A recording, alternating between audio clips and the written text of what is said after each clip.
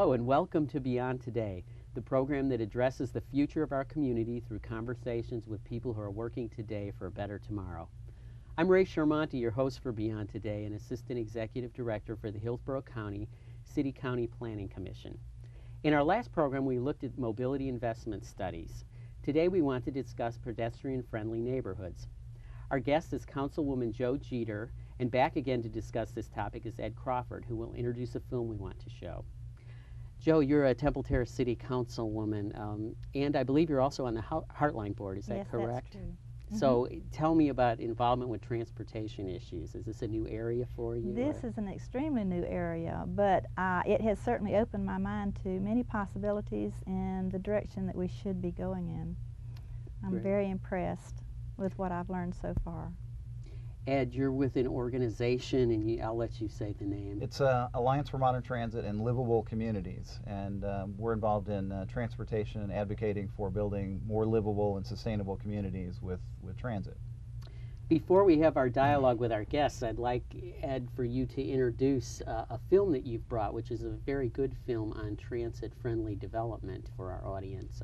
How did you come across this film? Well, Jo Jeter and I, along with a number of other folks from Hillsborough County and the City of Tampa, attended the Railvolution Conference in October in St. Louis. It was the 3rd annual conference.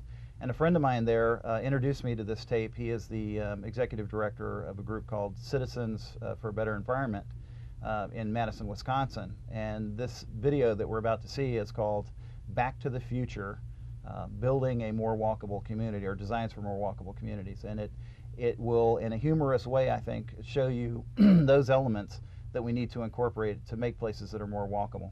Great. And after we see the film, we'll come back and have some dialogue with our guests.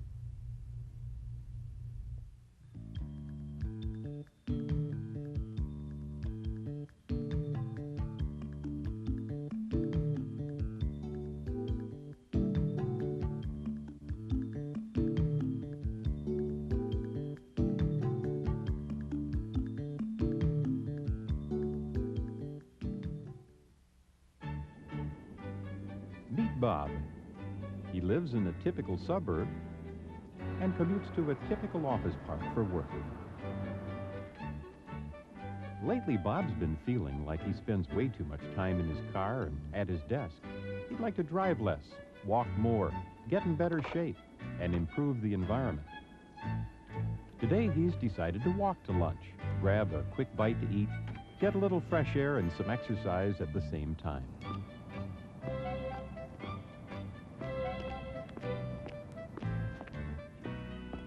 Because of zoning codes that separate different land uses, Bob's workplace was built in one place and restaurants and shops were built in another. This separation makes his walk a little longer than he realized.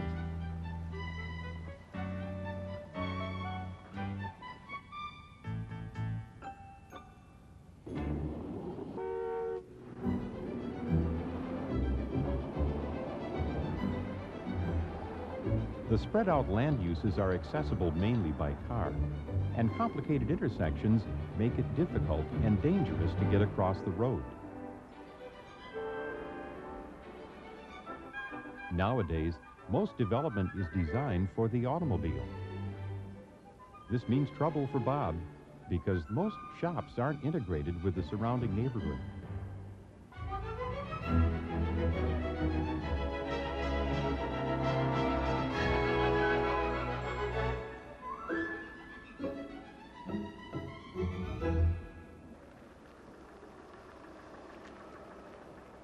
When Bob realizes he forgot to stop at the store on his way home, he tries once again to reduce his reliance on his car. He finds that most of the streets in his subdivision don't go through, making it difficult to get anywhere. And all these cul-de-sacs funnel traffic into a few large, busy roads, making for an unpleasant ride.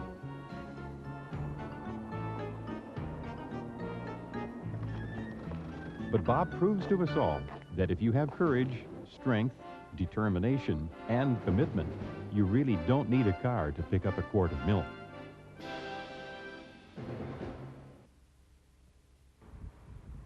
Instead of increasing our freedom, Auto-oriented planning has reduced our transportation options. For most people, walking, bicycling, or taking the bus to carry out daily activities is simply too difficult and unpleasant. Driving takes up more time. Destinations are more spread out. Roads are congested. And building only for cars leaves many people out of luck. People with disabilities, people without cars, the very young, the very old. Creating more transportation options doesn't mean going back to the past or giving up cars. It means taking the needs of everyone, pedestrians, transit riders, bicyclists, as well as drivers into account when designing our communities. It means mixing some land uses like retail and housing and creating more compact neighborhoods. This program will look at examples of this kind of development and show how designs that meet the needs of pedestrians, bus riders, and bicyclists can create healthy and vibrant communities. Main streets downtown, like those in Oconomowoc, and traditional neighborhood commercial centers like Monroe Street in Madison, Wisconsin, provide some of the best examples of pedestrian-friendly environments. What is it about these places that make them so enjoyable and convenient for walking, bicycling, or taking the bus? There are three key factors.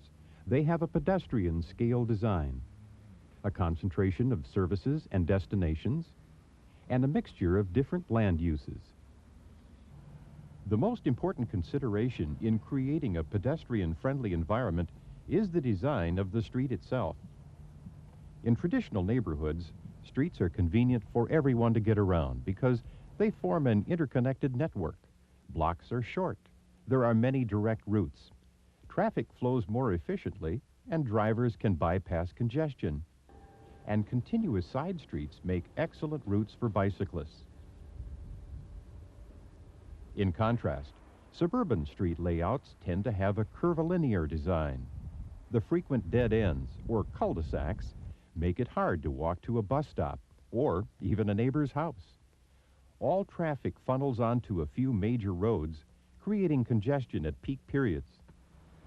The big roads need big intersections, which are complicated and difficult to cross.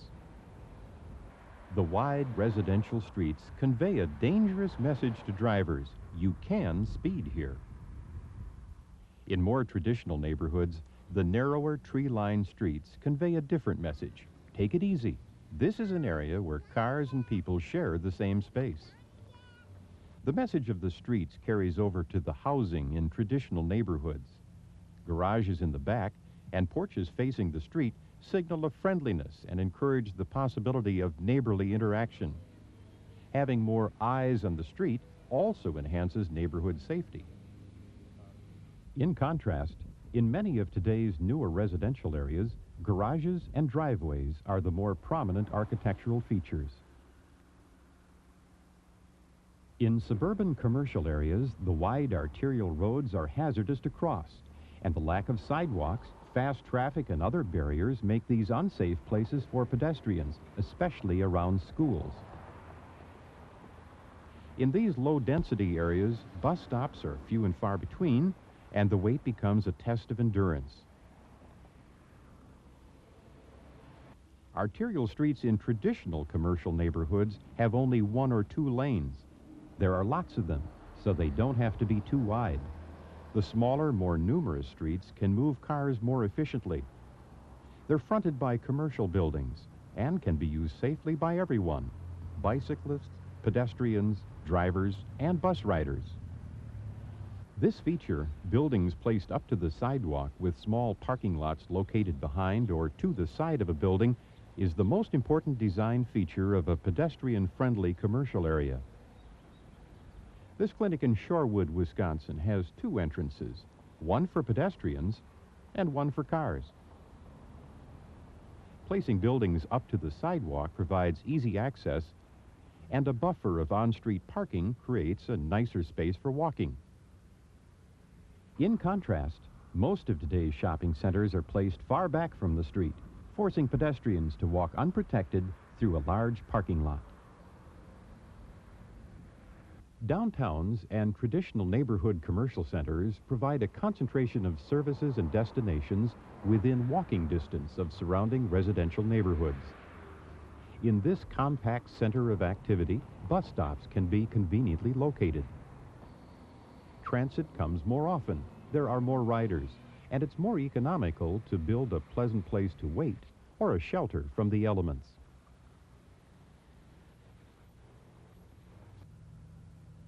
The typical suburban office park looks nice, but the sprawling design discourages walking by creating great distances for pedestrians to cross.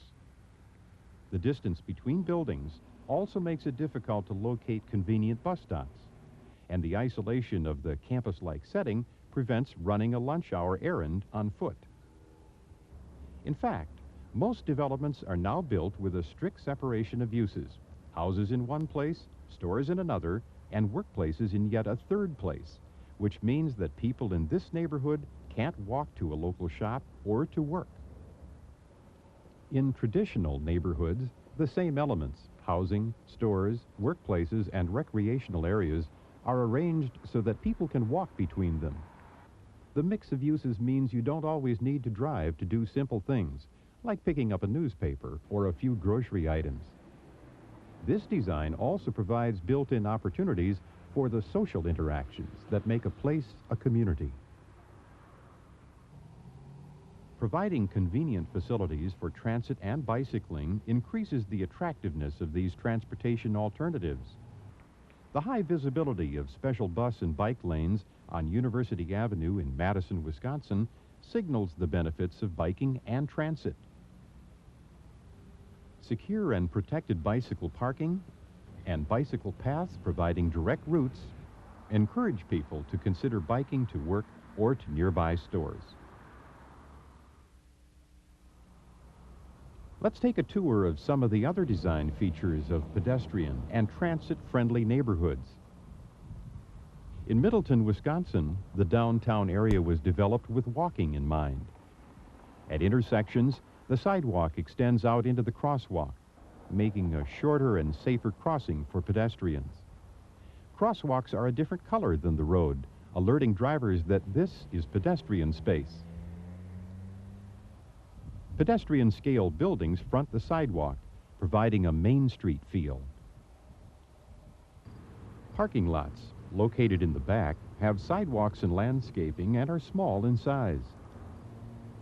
Landscaping and trellises add visual interest, and banners beckon people to wander, to relax, and to stroll. In Wauwatosa, a revitalization of the town center features pedestrian-only walkways and pedestrian-scale street lamps. Tables outside this bakery and coffee shop create a lively and pleasant place. Providing basic amenities for pedestrians enhances the convenience and attractiveness of walking, bicycling, and transit. On State Street and the Capitol Square in Madison, Wisconsin, you'll find many features that create an interesting and comfortable place to walk. Tables and benches provide nice places to sit and watch people stroll by. Street vendors, bicycle racks, newspaper racks, landscaping, and kiosks all enhance the pedestrian experience. In downtown Milwaukee, the lunch crowd can easily get around on foot. This sidewalk sign advertises daily specials. A street vendor does a brisk business in the plaza outside this high-rise office building. This pedestrian walkway provides a pleasant place to stroll for the people working in the nearby office building. On Downer Street in Milwaukee, several design features create a pedestrian, bicycle, and transit-friendly neighborhood commercial area. Street signs signal drivers that bicyclists and walkers share the road. This mid-block crossing provides safe and easy access to shops on either side of the street. This off-street parking lot can be smaller than usual, since some customers can conveniently walk, bike, or take the bus. And there's a mix of land uses, like the apartments above this custard shop. Innovative designs can blend a variety of housing types and sizes into a compact neighborhood. These single-family homes were built on smaller lots with access to a shared alley. When properly planned and lighted, alleys enhance neighborhoods by eliminating the need for driveways and creating a pleasant, unbroken space of yards and sidewalks in the front. These apartments blend nicely with the adjacent single-family homes. Alongside this home is an accessory apartment, or granny flat, where, for example, an elderly person could live independently but remain near family. These attached single-family homes share a common entrance. Other alternatives, like townhouses, condominiums, and apartments, fill the needs of the wide variety of household types and lifestyles today.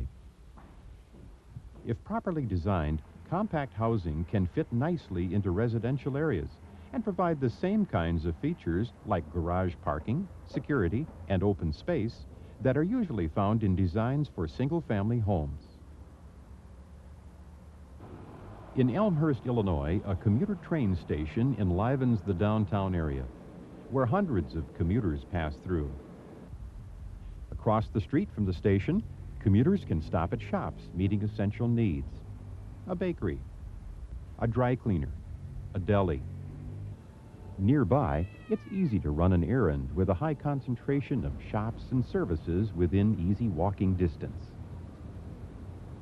Interesting features here are mid-block walkways for pedestrian shortcuts, a textured walking surface, and a parking ramp that houses shops on the first level, creating a more interesting environment for walking.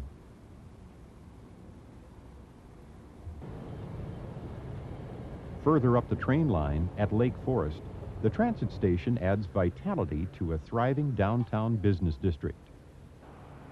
With apartments above the shops, this is a lively place even on a weeknight. Here, mixing uses, transportation, housing, and clean businesses creates a center of activity, with each use enhancing the others.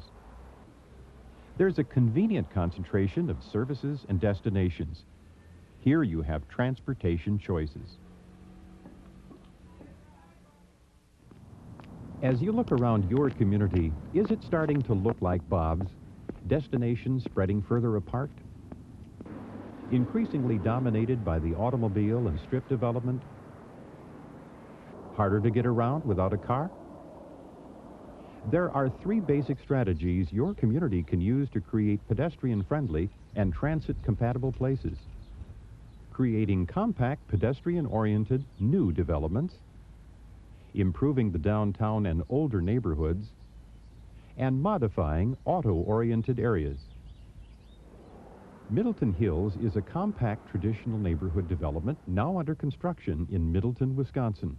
It will combine all of the features essential for promoting transportation alternatives. Narrow streets forming an interconnected network. A commercial center within a short walk of the housing, a central transit stop, and a wide variety of housing options. Improvements to older neighborhoods and downtowns, like the conversion of this former gas station into a diner, the addition of new housing and commercial space, or the development of the Riverwalk system in Milwaukee, enhance the health and livability of these areas. Steps can also be taken to modify auto-oriented areas. Filling in open areas with housing or other land uses can make them more walkable and less auto-dependent. Plans for the redevelopment of this aging shopping center in Milwaukee propose the construction of a parking structure, freeing up parking lot space to develop street-front retail stores, a movie theater complex, housing, and a transit station. Smaller steps in auto-oriented areas might include improving pedestrian, transit, and bicycle connections, like the addition of this bike path under an expressway, or this pedestrian walkway connecting a residential neighborhood to a nearby commercial area. Communities that encourage pedestrian-friendly and transit-compatible designs gain several practical benefits. More compact neighborhoods mean fewer miles of road to build and maintain. Services like fire protection and school busing can be delivered more efficiently. There's a more efficient use of investments in sewer and water facilities. Well-planned and quality design neighborhoods increase property values. Better transit and more walking means less traffic and a cleaner, more pleasant environment. There's more land available for parks and less pressure to develop agricultural land. A benefit like increased neighborhood vitality is less measurable, but distinctive neighborhoods and public spaces dramatically improve a community's image and desirability. Changing the way we build our communities won't be easy. But with the right combination of leadership, citizen involvement, and common sense, we can design communities that provide alternatives to the automobile, that reduce sprawl, that provide services more efficiently. Communities that are more accessible, safer, and friendlier for everyone.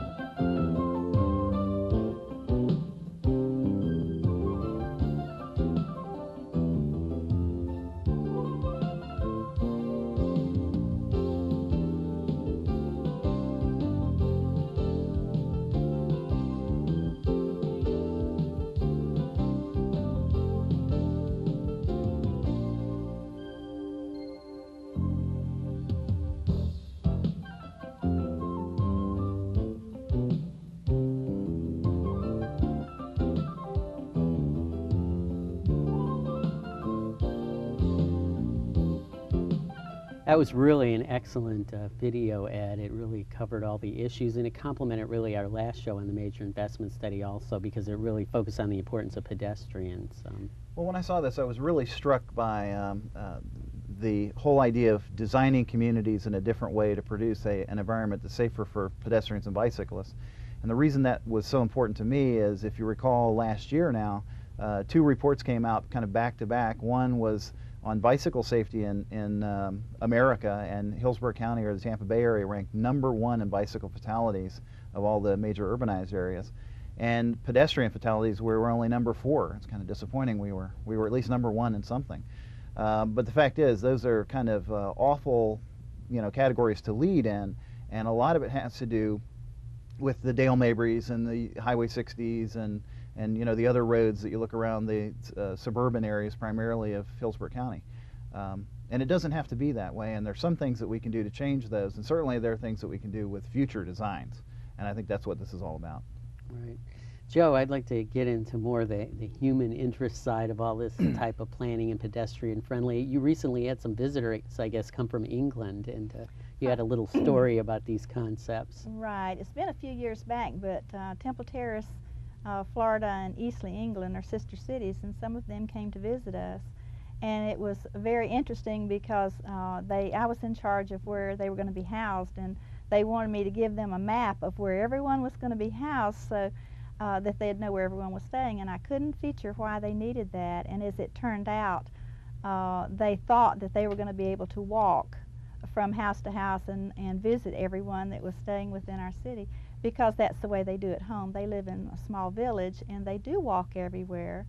And we found that out to be true when my husband and I went to visit Pat and Mary Halifax, friends that stayed with us. We went to stay with them. And my husband wanted some fish and chips. He decided if he was going to England, he wanted fish and chips. So Pat got his coat and hat and said, "Let's go." And they walked to the fish and chips store. And then, of course, after we'd been there a while, I found out that Mary worked at the department store that was right close in the same block with the fish and chip store. And she walked to work every day. They had one car, but Pat needed it to go to his, as transportation to go to his work.